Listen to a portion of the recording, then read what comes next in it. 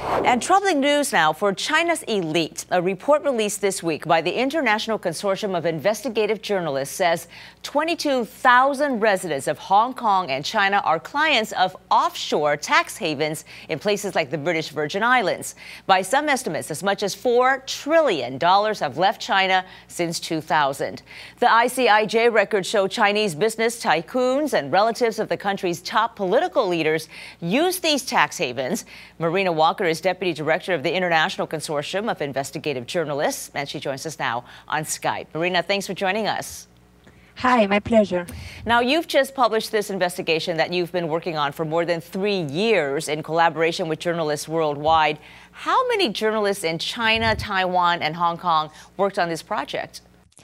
In this particular investigation, we worked with about a dozen journalists in Taiwan, Hong Kong, and China, and they also joined forces with journalists from Germany and the US. It was a pretty historic collaboration in that sense. Not very many times before Chinese journalists have collaborated with their partners in other countries or with partners even in Taiwan or Hong Kong. And so what did you find? Let's start with relatives of China's leaders. The most prominent people we found in the data among these thousands of files of offshore transactions and offshore companies were the son-in-law of the President Xi Jinping. He's married to his sister. He has this company in the British Virgin Islands that he co-owns or co-owned. It's hard to know if it's still active with two property businessmen or real estate tycoons in China. And the other prominent people are the son and the son-in-law of former Premier Wen Jiabao. The company linked to his son-in-law is currently under investigation by the Department of Justice here in the US. It's part of the probe that the Department of Justice is doing into JP Morgan's hiring practices in China. People may remember JP Morgan had apparently hired and done business with the so-called princelings or the red nobility in China. And the Department of Justice wants to know if they were doing so for legitimate reasons or to gain influence or access. Are you accusing those listed of committing a crime?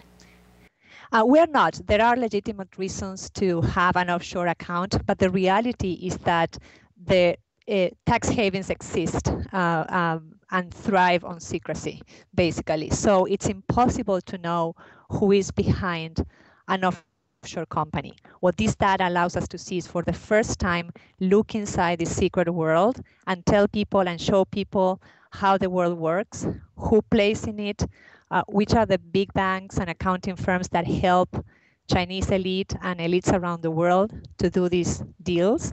And then people can make their own conclusions about whether they want their leaders and their elites to have access to this sort of parallel economy that most people don't have access to. So, Marina, you're not saying that they're illegal, these accounts. What do you want the Chinese government to do about it? Well, as journalists, we don't really tell governments what they need to do. But what we can say is that to start with, the Chinese government, if they believe that everything is perfectly fine and legal and they have nothing to hide, we would like our stories to, to be read in China. And right now, our website and the websites of the media organizations that have partnered with us on this story, including The Guardian, Le Monde, El País in Spain, and many others, have been blocked. This is pretty unprecedented that they block so many websites just for this one story. So there's something in this story that the government really doesn't want the Chinese people to read. Well, you can imagine that China's Communist Party chairman and President Xi Jinping, it's not exactly good news for him. He's promoting a big anti-corruption campaign. And so how embarrassing it must be to have a brother-in-law mentioned on your list. Any reaction yet from China to your investigation, even though they've blocked the websites?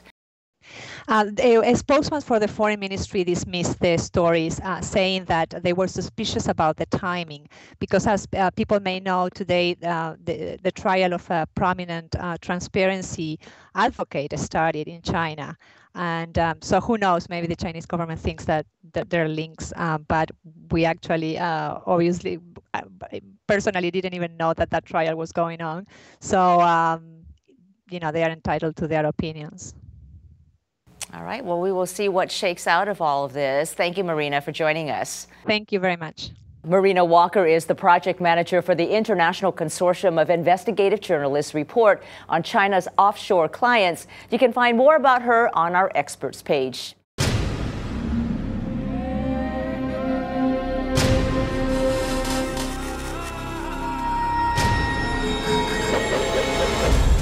Now on U.S. airwaves, a global channel of uncompromising stories. World news, documentaries, entertainment, and culture. Link TV, connecting you to the world. For more information, visit linktv.org.